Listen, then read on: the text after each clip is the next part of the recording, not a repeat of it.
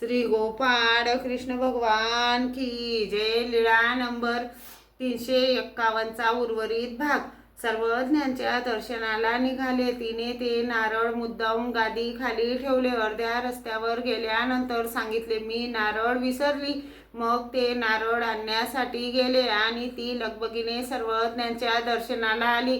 तेव्हा सर्वज्ञ उजवीकडील पडवीत बसलेले होते। तिने सर्वज्ञांना भेट दिली, दंडोते घातली, श्रीचरणा लागली, मग सर्वज्ञांसमोर बसली।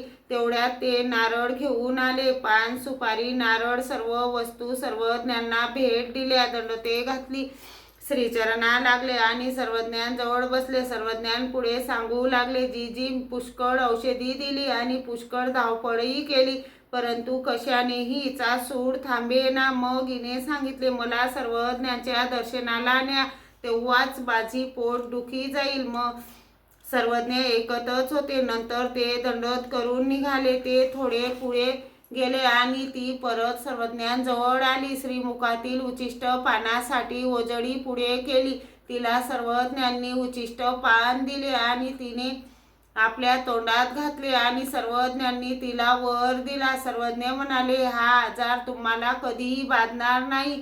तिने महदायसाला सांगितले, आई, माझे एक पक्वान सर्वज्ञांसाठी रोज नेत जा। मग महदायसा रोज घेऊन येत असे।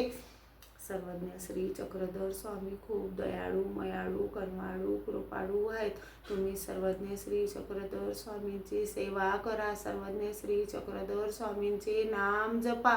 श्री गोपाळ कृष्ण भगवान की जय।